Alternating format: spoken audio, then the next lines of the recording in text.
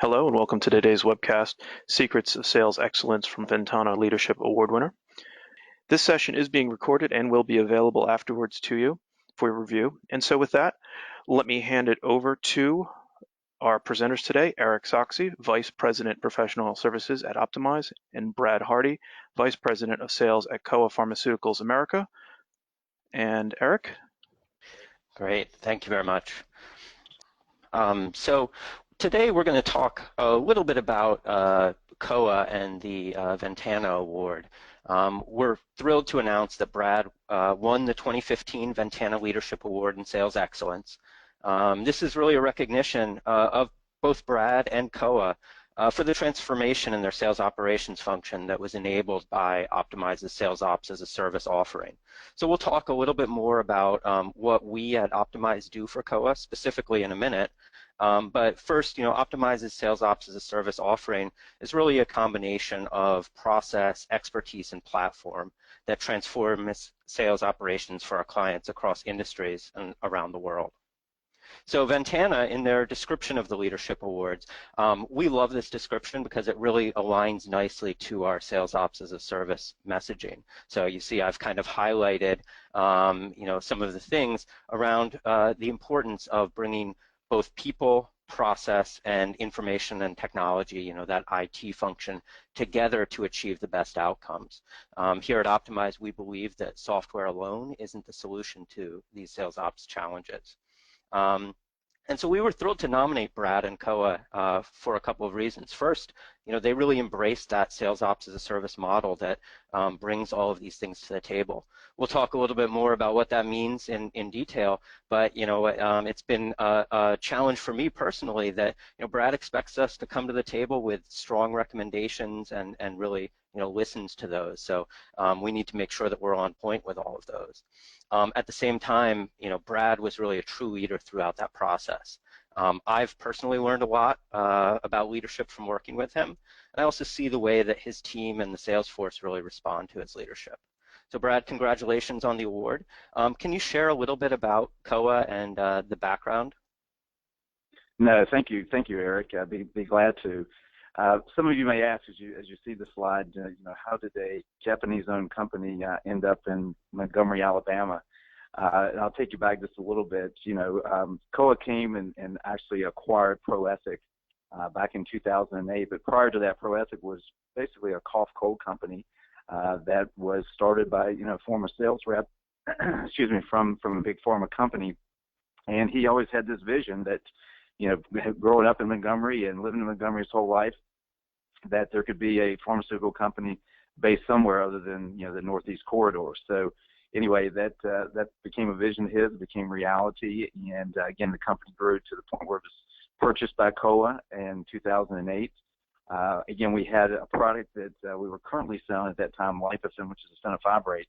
But then also the vision for Kowa from Kowa Corporate in Japan was to see their statin launch, pitavastatin, which goes by the brand name Livelo. And again, we've been focused on cardiometabolic products and continue to play in that space. We are also now selling jointly with Amarin Vasipa. It's an omega-3 fish oil. But again, we're headquartered in Montgomery since 2008, up to the launch of Livelo in 2010. We grew from 50 reps, up to where we are now with 280 reps and 27 district managers and 3 region directors. So we've come a long way in a short period of time. Hopefully we've become more of a household name than we were when we first kind of entrenched in 2008. Also, a couple things that I'll share with you, and it kind of speaks to how we ended up working with Eric and his team at Optimize, is that we were working with we were purchasing our data from one company. We were part of that company was also working with us on alignments and kind of Salesforce optimization. And then we also actually worked with a different vendor for our incentive comp plan. We started having some struggles. We just didn't feel like we were getting the this level of service that we were looking for. We didn't feel like we were getting the level of expertise that we were looking for. We felt like we were the ones kind of coming to the table with ideas, around plans and plan design, and we felt like that's where they should have been taking us. So we started looking for a new vendor, and fortunately, I remember back from my days at Wyeth that Eric, at that time working for Synergy, was working with the Wyeth company, and like I say, we knew that they had done good work in the past, and we were intrigued by what they had to offer. And over the last almost 2 years now, we've been working with Eric and the team, and we've been very, very pleased with the relationship that we've been afforded in working with them. And I think I would call it much more than a relationship. I mean, they truly are partners with us in everything that we do. In fact, we just had a managers meeting in Montgomery this week, and Eric and one other member of his team, Adrian, was with us, kind of seeing how we are, making decisions at the from a marketing perspective, from a training perspective, and from a sales perspective. So they're totally entrenched in our business, and we feel like, again, they're great partners, and that they want to see us be as successful as obviously we want to be successful. So does that help, Eric? Yeah, absolutely. Thank you, Brad. So we'll talk about, some of the different areas that Optimize supports COA in, and then we'll, hopefully give you a little bit of the secret sauce in terms of how to win this Ventana award for yourselves in 2016 or 2017 or whenever your organization is able to get on this path. So as we mentioned, we're working with COA in a number of key areas of sales operations. Initially, we focused on IC, but as with most of our clients, we found that a lot of the challenges that COA was facing in achieving this sales excellence required solutions that went beyond just compensation. So you see some of the other areas that we've expanded into over time. And we'll talk about each of these in more detail with some pictures and specifics about how we're helping. The other thing that we'll talk about is how we're doing this. You'll see a lot of the results, and they're really great. We're really proud of them, but there are some secrets to how we do that, and one of them is the Sales Ops as a Service offering. The other is our agile deployment. We make sure that we stay focused on the most critical needs and stay aligned with the strategy. So we'll talk about how we do it as well as what we do. So with incentive compensation, as I mentioned, this is really at the core of what we do and at sales operations. When we talk about IC, a lot of people think of it as an operational process. I think I still have friends that think I work in a payroll department. But this is really a critical mistake and a missed opportunity. IC is not only a big budget item. For many of our clients here at Optimize, it can be hundreds of millions of dollars a year or even over $1 billion a year. But it's also a really important lever that we can use to quickly get our sales forces aligned with our strategy and make sure that we're maximizing not just that spend on IC, but our top line revenue. So, some of the ways that we worked with COA, we worked to design new plans, as it mentions here. And some of the focus areas, we wanted to make sure that those plans were fair, that they gave opportunity to all 280 of those folks to feel at the beginning of each quarter, each year, that they had a chance to be successful. We wanted to make sure they were aligned with the strategy. Brad mentioned spending time with them. One of the things that we've really enjoyed is that they're willing to invest in spending that time with us and helping us to understand exactly what they're trying to do with Livelo and Visipa, so that we can stay aligned to that and make sure that we're nudging the reps in the right direction through the comp plan. And then, of course, using contests as well as a strategic tool. We spent a lot of time doing modeling and stress testing the plans to make sure that they weren't going to run off the rails in any direction, doing scenario testing with simulated data and all sorts of things just to make sure that that plan calibration is correct. A lot of companies will run into trouble here because they'll look at what happened in 2015 and assume it's going to happen again in 2016, and it just isn't. And so you need to make sure that you're making that investment in really good modeling. We also took over quota setting and put a lot of rigor behind that. One of the biggest opportunities that we saw was in really quota communication and making sure that rather than kind of a trickle down approach, we were communicating directly with the reps. And that's an example of the report you see in the bottom right hand corner, where you're seeing kind of not just what their quota is, what that number is, but also that it's achievable. Someone can look at this sales trend and say, yeah, I can get there. They can look at where they stand relative to the rest of the sales force.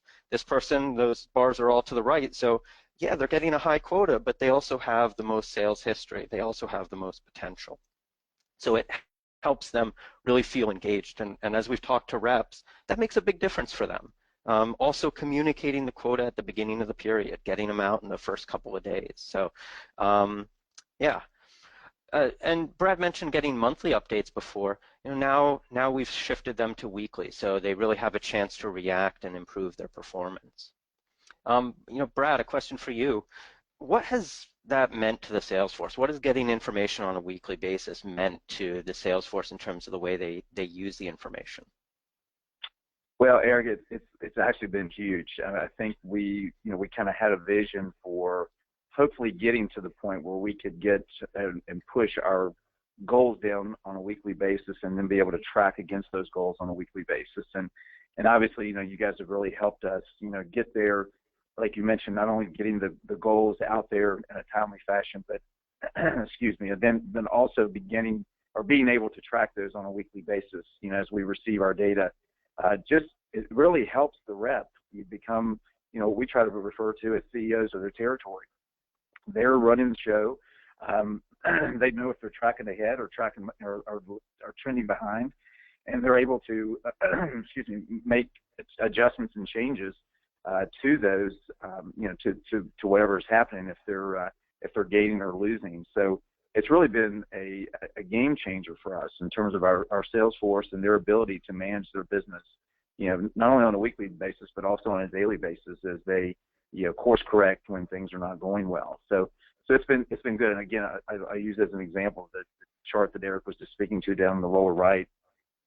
That's something when we kick out the goals, our DMs will set or either set or face-to-face or talk with their representatives and be able to show them, it's very easy initially for a rep to say, I can't get there. But the tools like you're seeing here on the screen have been great additions and add-ons for our district managers to really almost pump them up about, say, look, you're already trending almost at or above, what you got to hit almost on a weekly basis. So I really think it has made it, seem and appear much more achievable for our reps. That obviously being able to put that in front of them on a weekly basis has great value for the sales rep. Yeah, that's great, and I love what you said about CEOs of their territory. When I was at the national sales meeting, I had the opportunity to talk to a lot of the reps, and not everybody was ahead of their goal, but even the ones who were behind were clearly using the information to build a plan for how can I get back on track, and they were tracking it. Okay, if I pick up 2 scripts each week, I'm going to get back, and I'm going to by the end of the month, by the end of the quarter, I'm going to be on track. So I really like the way that you guys are thinking about that and how your managers are using the tools. Another area that we're helping out is with rewards and recognition, and you're seeing our little fist bump explosion. This is one of my favorite areas to help COA, and this wouldn't work with every company. COA really has a special culture. From Brad all the way down to the sales force. They really care about each other. They enjoy sharing each other's successes, and they really love having fun. It's one of the reasons I make sure to make it out to all the meetings. And we've been able to leverage the optimized platform to make sure that it's a little bit easier for this culture to come out. So the fist bump program, you saw the little fireworks display there. Basically what that does is it allows managers to give smaller recognition. And reps can go into Optimize, and when they log in, they might be looking for, they get a little notification, but they might just be looking for their IC results, and they see that little fireworks display that they've done something right, and they can click through and see what they were recognized for. Even better, they can see what other people are doing and what other people are getting recognized. So it kind of gets put out there and allows for more collaboration and that culture of sharing in each other's success. Plus, there are prizes. Prizes never hurt. There's a lot of psychological research that non-cash incentives will drive 3 times more performance than cash incentives. Obviously, you need to pay a good salary to get there. But one of the things about these prizes is only a few people are actually winning them. We're giving them to a few people a quarter, but the chance to win it, that lottery ticket, plus the recognition goes a long way with the sales force. And this is in a time when 65% of Americans right now are reporting that they've gotten no positive feedback at work in the last year. So seeing COA's culture come through in this way is really great. And since we launched this platform, you see a 9-fold increase in the amount of recognition that's happening in the sales force. Brad, question for you. What has the platform changed in the way that recognition happens? I mean, you can't necessarily change culture with technology, but what has it helped? What has it changed? Well, I think I remember, Eric, when we first started kicking the idea around like fist bumps. I mean, it was really designed to say, hey, we want to be able to catch people doing something right. And like I say, we kind of kicked ideas. We talked about high five, fist bumps, and other things, and ideas in the workplace. I mean, all these different things we'd seen before. But the fist bump thing actually, just really stuck. And we ran with it. I remember when we were rolling it out, first time to our managers. I think they kind of looked at us maybe like we were a little bit crazy. But it's something that really has kind of grown into the fiber of our company over the last year. And it's just something that we have fun with. It's something that for very small amount of money, like say the money that we spend quarterly for these Beats headsets or Apple Watches or whatever it is, very small amount of outlay of money and investment for a heck of a lot of the excitement and enthusiasm that's been built around the program. And we've really got people out there, I think, every day trying to do something to be recognized and catch them doing it right. So we've grown with it. It's continued to kind of grow and take on a life of its own. But like I say, it has been something that we've really been able to rally around as a sales force and as a management team. Yeah, it's great, and Brad gives a lot of them himself, and he'll send it out to the whole sales force, and you'll see pictures that just kind of give a little prompt to remind people about what the strategy is and what's getting on Brad's radar. So that importance of the recognition itself is a really great thing. The other thing that, we've got a nice little picture of a jukebox here in the bottom right-hand corner, and Brad mentioned the Beats headphones. The other thing that we're doing with rewards and recognition that I really like is that, each year there's a theme for the national sales meeting, and we're kind of carrying that theme so that people are able to remember the fun that they had at national sales meeting, remember the messages that they got. And so, this year COA's theme was on topping the charts, and it was a music-themed national sales meeting down in Memphis. So, having the headphones there, having the award winners, recognized on a jukebox. There's a lot of fun that again, their culture enables us to use the portal and use the platform in order to kind of reinforce that. Hey, Eric, one other thing I would throw out there, just on the back of the last slide, under COE and Career Path, I mean, you guys have really helped us make that front and center for our entire sales force.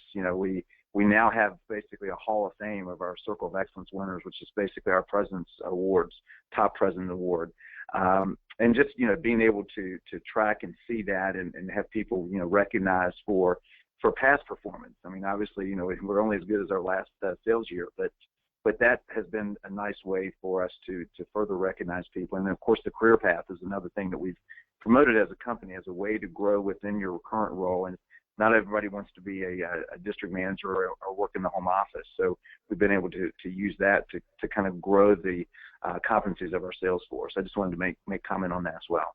Yeah, absolutely. Thank you. One of our more recent releases to the Salesforce is a new view of managed care information. So I know from the attendee list, some of you are in the pharma industry, some of you are not in the pharma industry. And one of the things for those of you who aren't in pharma, there's a tremendous amount of insight out there about pharmaceutical prescribing and the sales data. But it's also an amount of data that can be overwhelming if it's not presented in the right way. So we see a lot of companies that are kind of, putting their reps to the fire hose, and they're getting all this information, but they don't necessarily know what to do with it. So we're kind of helping reps to see it both from a customer perspective. When they meet with one of their doctors, they can understand the insurance landscape and the payer landscape within that customer, but then also make a plan to maybe identify where there is good coverage for Livalo or for Vasipa, and where there might be opportunity to sell more and really get the therapies out to the patients. So our goal here was to really help them understand all of that information, to know where these opportunities might exist, and also to really help them with this pre-call planning. So before they go into a doctor's office, understanding where they're going to be able to get coverage for patients, where they're not, where they're going to have to deal with a prior authorization or something like that, and also allowing managers to work with their reps to share best practices for specific payers. Brad, I know we just rolled this out at the management meeting this week. I know this was a big win with your management team.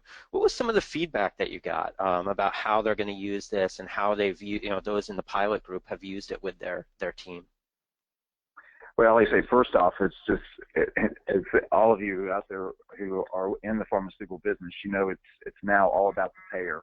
And if you don't have coverage, your job's not impossible, but it's much more difficult. So with that, we've got to have the tools and the resources to be able to help our reps work as smart as they can, and help coach our managers to coach the reps to work as smart as they can. So the feedback I got just this week, Eric, is that number one, it's all it's condensed. It's in one spot. It's kind of easily accessible for both the reps and the managers, and that's the first thing. You almost have to take it to them, and make it simple to access, and simple to utilize, and simple to interpret. So I think we've done that, and some of the best ways I see it being used as we move into our upcoming round of POA meetings is we know we have wins and losses. Things coverage comes and goes in today's landscape of pharmaceuticals. So we want to be able to say, okay, if we've got a win, we want to identify what part of that plan does that is the makeup of that physician's practice, and if we've got an opportunity, we want to leverage that opportunity and kind of know where we have a better opportunity to sell that physician.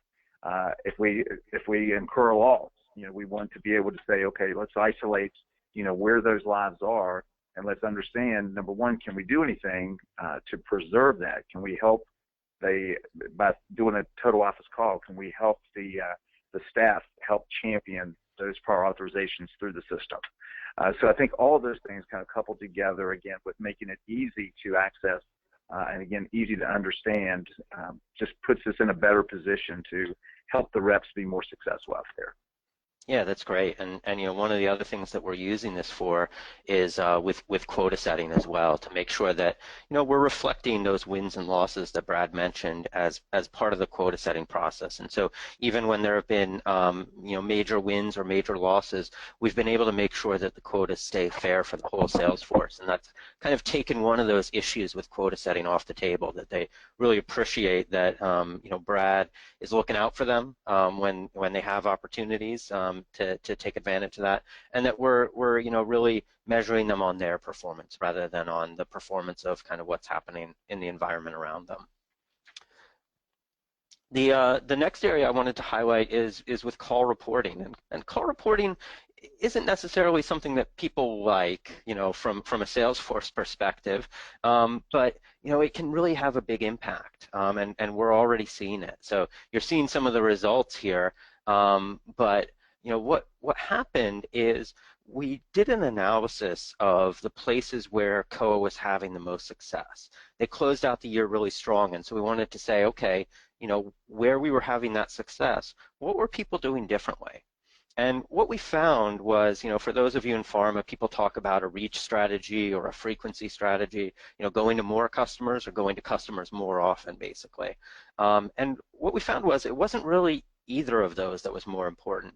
It was actually the combination of the two that was driving success. So going to the right customers the right number of times. And so we created a metric around that, and of course we called it beat to stay aligned with the music theme. People needed to keep the right beat and increase their tempo basically. And what we saw is as soon as we gave people awareness of, first of all, that we had done that analysis and we were trying to help them through this metric, but also just that, what, it was out there, it was accessible to them, they could see where they might not have been able to do it. We saw these great improvements. And so this chart here is showing, the gray is before, the green is after. And this is just after 4 weeks. We saw a 50% increase in going the right number of times to those highest value customers. And what I really like is it's not just that there's more activity here. That wasn't the goal of what we were trying to do.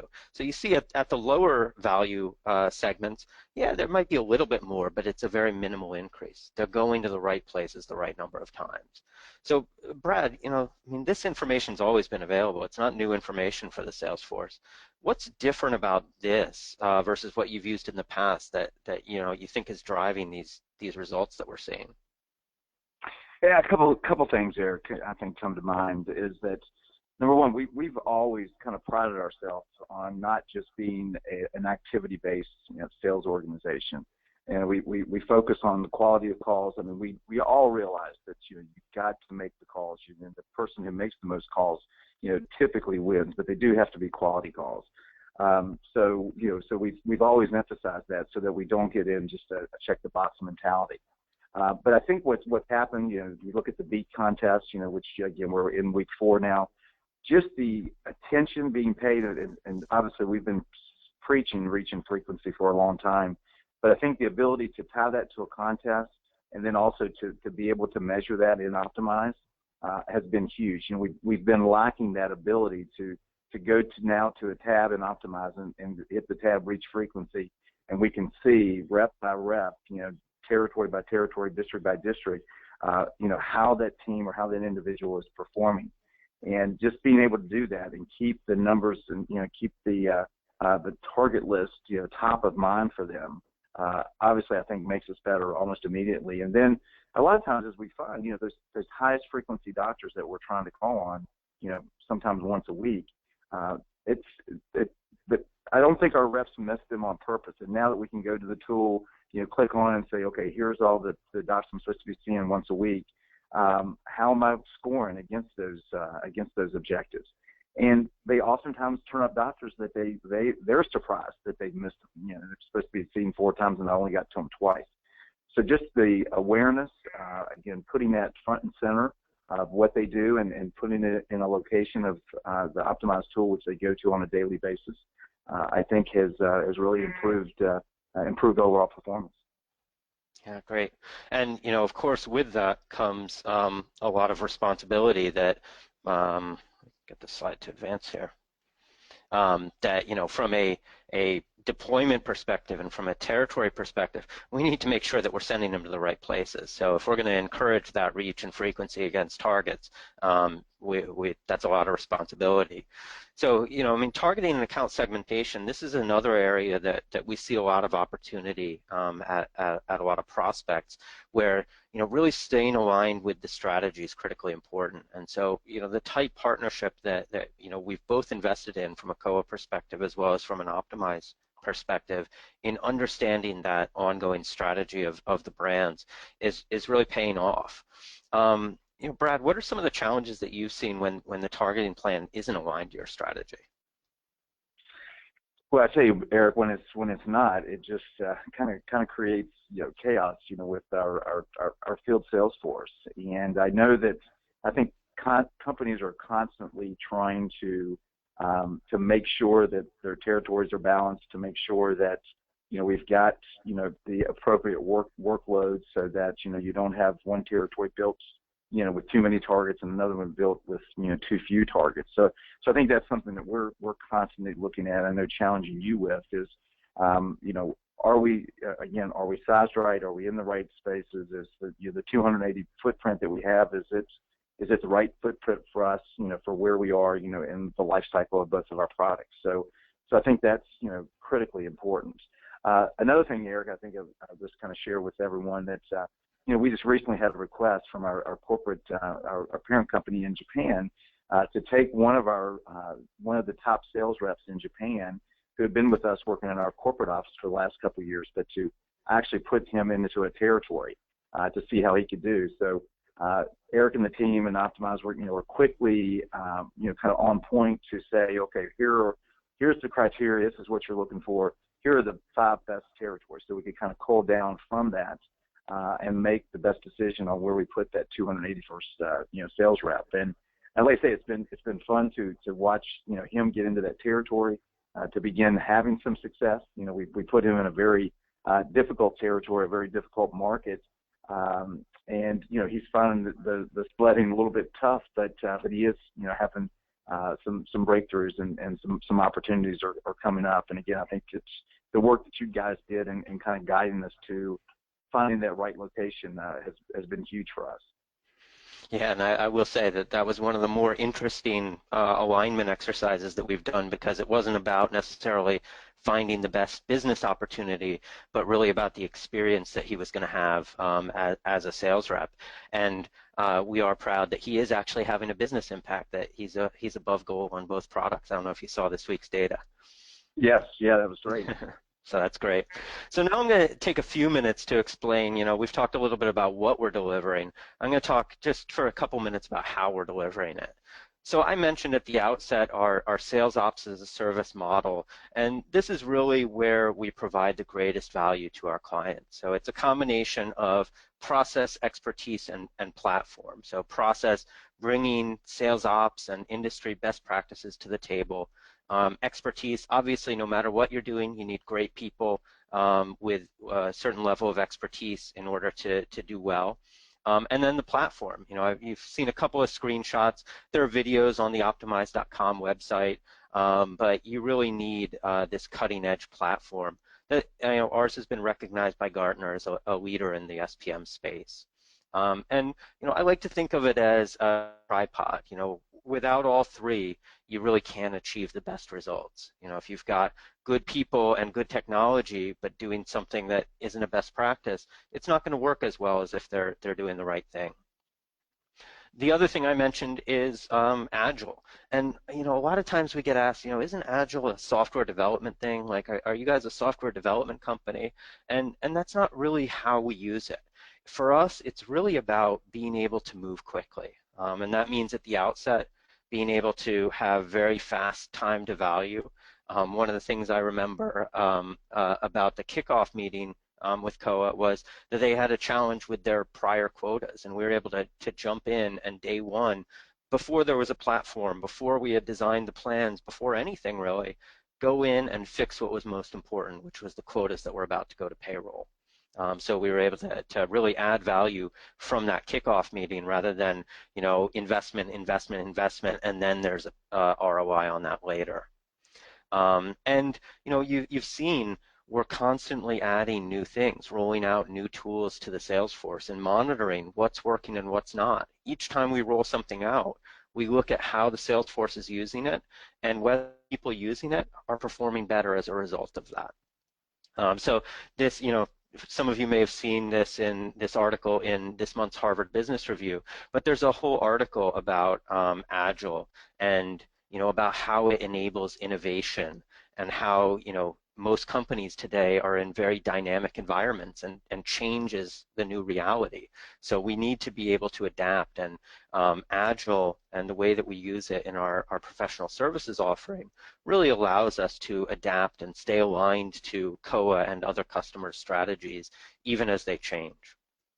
So we're always kind of prioritizing the most important things and able to adapt when we need to.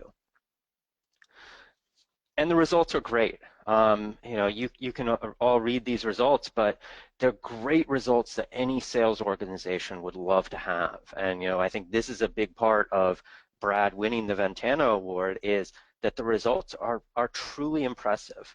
We're incredibly proud of how COA is leveraging Optimize, and we're seeing that people are getting information faster, that huge increase in recognition. you know, the increase across the board in activity against high-value prescribers, attainment up. And, you know, from a salesperson perspective, we see that they're using it more. A lot of times you roll something out, people use it, and then they stop using it. They get bored, they move on to something else. But we're seeing more and more use. We roll out more tools. When it was just IC, you know, maybe once a week was often enough. Now we see reps logging in multiple times a week to take advantage of the pre-call planning tools and other things like that. And for the reps, those who are logging in are making more money. So the people that are in the top 20% of users are making on average about $1,000 a quarter more than the rest. And sure, they're more engaged people naturally, and you know they're probably the best salespeople to be using the tools right. But you know the tools are also helping them and adding value to them. And one of the best results I couldn't really put on a slide, but you know in talking to the salespeople and just talking to COA salespeople, we really hear about the ways that they use it, and the way that, you know, when they're on the go, they'll use the mobile capabilities of Optimize, whereas in the past they weren't able to do that. That when they have a question, they're able to work with our team or, you know, figure out, you know, from their manager how to use the tool right. So, you know, one of the best results that we've seen is really in hearing how the salespeople are using it. And so that brings us, you know, kind of to our award and you know, the Ventana Award. And, you know, there are a couple of things that I wanted to highlight that really make COA special and really why we nominated them for this award. First of all, you know, you've probably heard it in a lot of the things that I've said, the culture aspect. COA is really a culture-first organization, and you know, when I go down to their offices in Montgomery, you know, you see spouses and kids in the office. Everybody knows each other, and it's a really family atmosphere. But that carries beyond just kind of the fun and you know, nice to work with the folks, into the way that they work together as a sales force.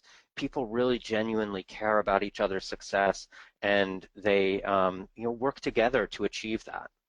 And that carries into our relationship as well. You know, COA has made a significant investment in us in making sure that they do share that strategy with us, both where they're headed right now, where we need to be directing the sales force today, but also, you know, a quarter, a year, 5 years out. You know, we have a view of where they're headed as a company, where their products are headed, and what they're trying, to make sure that we can stay aligned with that. And they expect that from us. They expect us to make sure that we stay aligned. So Brad, can you share a little bit about Optimize and, you know, what you've gotten out of the relationship? Yeah, I mean, it's just like as I said a little bit earlier, it's been a great relationship for us, and like I said, we couldn't be more pleased with the service we're getting, with the, you know, the tools and resources that we're being able to provide, you know, our sales, you know, reps and our sales management team with. I think it does begin with, you know, having a collaborative type of relationship where you truly feel like you're working with someone that is a partner of yours and not someone that's not like a typical vendor-client relationship. But I think, you know, you put all those things in place, you know, with, again, a very strong platform, and you get great results. And I think Eric's been able to share with everyone what some of those great results look like for us just in a couple of years of working together. So I think the big thing is we're extremely excited to continue to work with Optimize and the team on, you know, more and bigger opportunities, you know, as we continue to grow as a company. I think that's been one of the neat things to sit back and observe is just as much as we felt like we were getting when we started working together, I think every day we learn something new and something different that we can improve on and, you know, to make better. If it's not something that, you know, is currently built into the system, then we're able to build it, and we're able to utilize that. And I think it also goes back to just this again relationship where we're both pushing each other and helping each other get better. And I think when you get a situation like that and an opportunity like that, it's pretty unique. And like I say, it's obviously working for us. So Eric, I'd just say, you know, again, thank you to you and your team for you know, continue to bring us great things, innovative ideas, and new tools and resources to work with. Oh, we're happy to do it. So we teased this webcast as sharing the secrets of winning a Ventana award. So when we were thinking about what were the key things, this is what I would say is our treasure map to winning that trophy. And you do get a real trophy, by the way. So leveraging cutting edge technology, using a platform like Optimize that's recognized as a leader in the space by a third party analysts like Gartner and Ventana. Working together in this partnership. I mean, you've heard from both Brad and from me about how important that's been to our success, that it's not really about the technology, it's about the broader relationship and that mutual commitment to it. One thing that I can't believe we still see out there is companies that allow themselves to be constrained operationally, that say, you know what, we can't do that. That our strategy is this, but we can't support it operationally. You can't let yourself be constrained. Figure out a way, figure out a path. And then measure your results. You saw that a lot of the secrets here were about looking at what was working and then how do we spread that more broadly across the sales force, both with that activity reporting, looking at all the tools that are being rolled out and how they're being used and whether they're making people more successful, looking at where people are achieving quota and why they're achieving quota, and really helping to spread those best practices across the sales force. So, these are some of the things that I would highlight. It took an embarrassingly long amount of time for me to realize that May 5th was Cinco de Mayo, not just this year, but every year. So once I realized that, I realized, oh gosh, I really need to tie it into this webinar. So here's a little bit about Cinco de Mayo for those of you that aren't familiar. It's actually not Mexican Independence Day. Every single person I talked to thought it was Mexican Independence Day. But it's recognizing, the anniversary of a battle in 1862. And, it was this small Mexican army against a big French army. And they were outmanned, outgunned. The French hadn't lost a war in 50 years. They were the best army in the world. And the Mexicans won.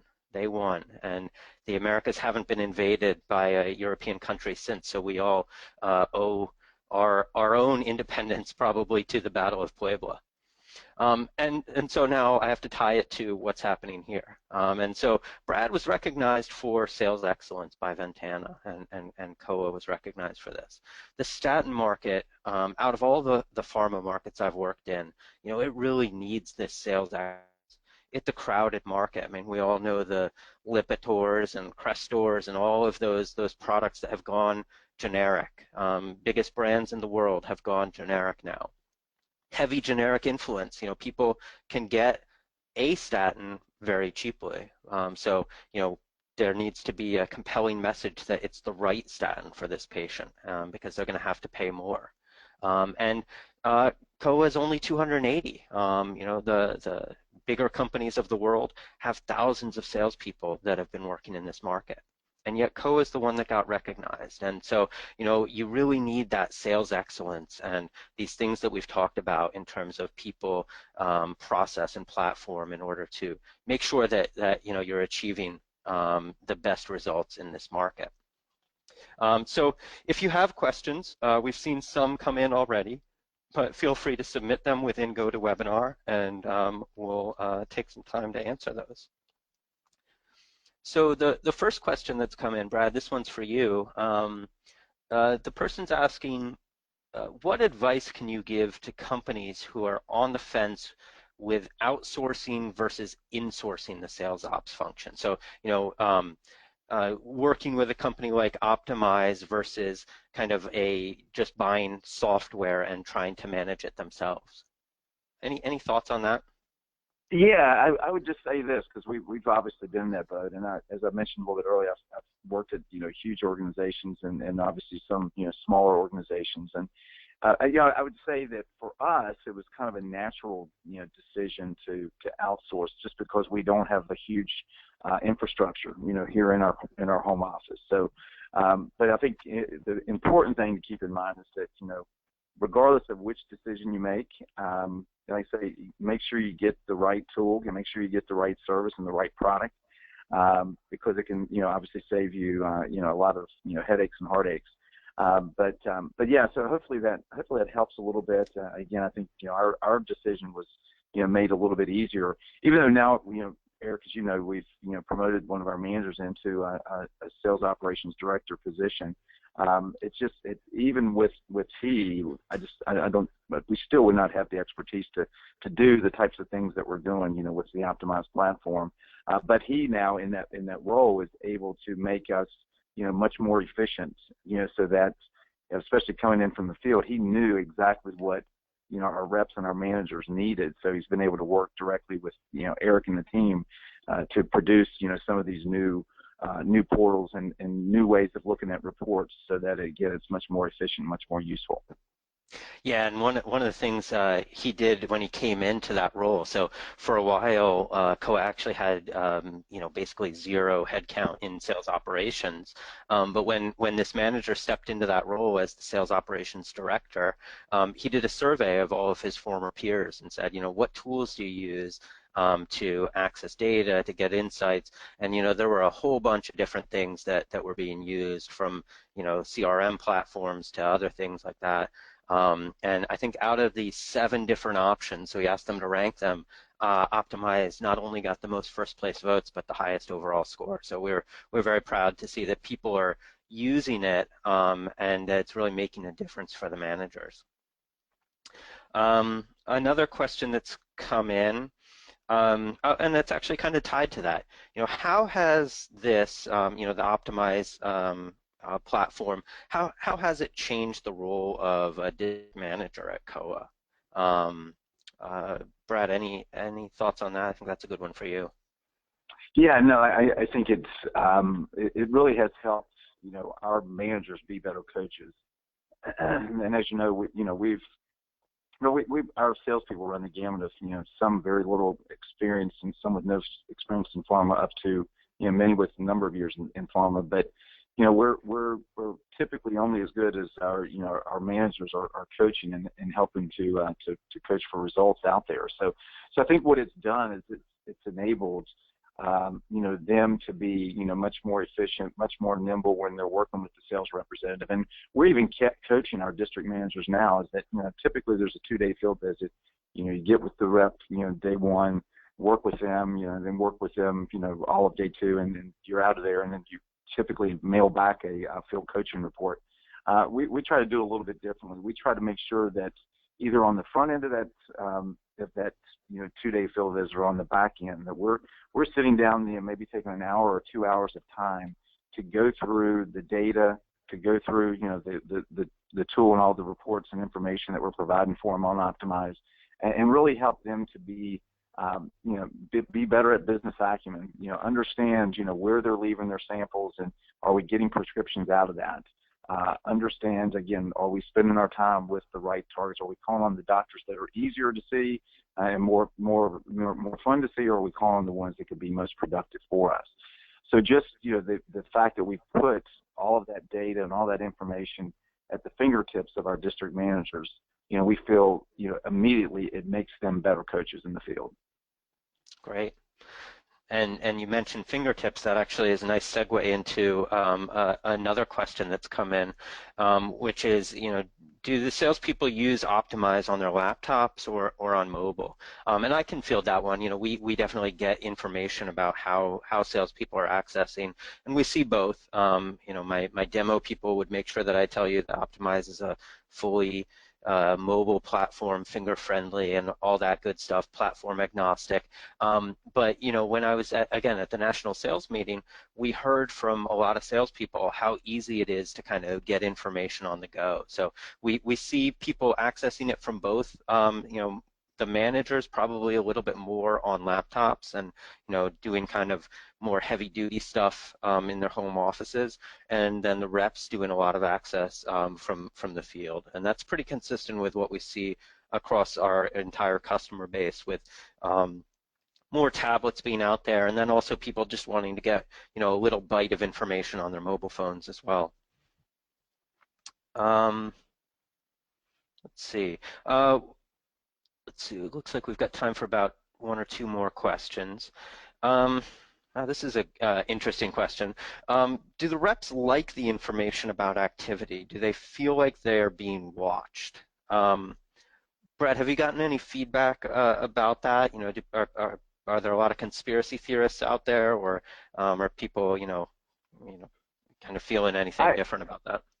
No, again, I think it goes back to, kind of our mindset and our culture around call and call activity is that we've never beaten people over the head with it, but they realize, and then we try to show and support, with the data that shows that, the people, the common thread around our top performers, our top earners, and our President's Club winners, are that they do all those, fundamental basic things the best. They call on more of the right customers. They're there more frequently. They're there with the right message. I mean, they're doing all those fundamental things that we know make a difference. But again, I think it goes back to kind of how you if you culture that is more activity based. There, I think you're more likely to have the rep, you kind of turn it around on you. But I think if you build it, kind of building from the bottom up, that's we know these are the things that make you successful and produce the best results.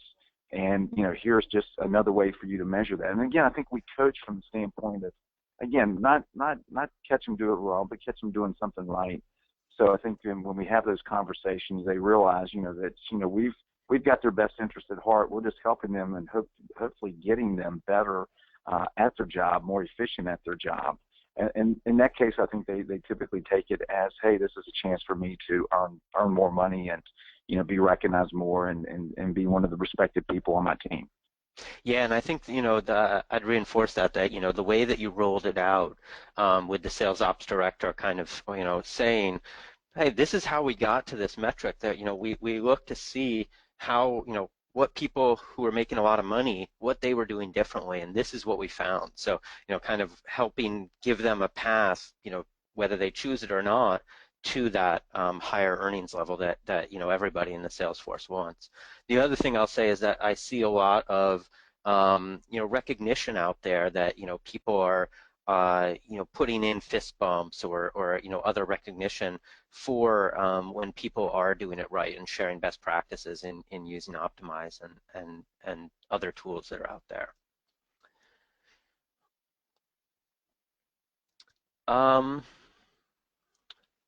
So I think that's it for questions. I don't see any others coming in. So, Brad, I'd just like to thank you again, congratulate you on the award. I think it's something that is a big achievement. We've had a number of clients recognized for it in the past, but we're tremendously proud of what we're doing together and the work that you're doing down at COA. No, thank you, Eric. Like you said, it's been great, working with you, working with your team, and just the value and everything that you guys have brought to us has obviously made a big difference, for ourselves as a company, and we look forward to continue to grow that relationship and that partnership. Great. Thank you so much, Eric and Brad. And I want to thank all of you on the call today for joining us. We hope that today's information was helpful. And I want to remind you that both of our speakers today welcome any additional questions that you may have. You can email them on the emails listed on the slide right now. I also want to remind you that the recording will be sent to you shortly via email. And again, thanks for attending and have a great, wonderful rest of your day.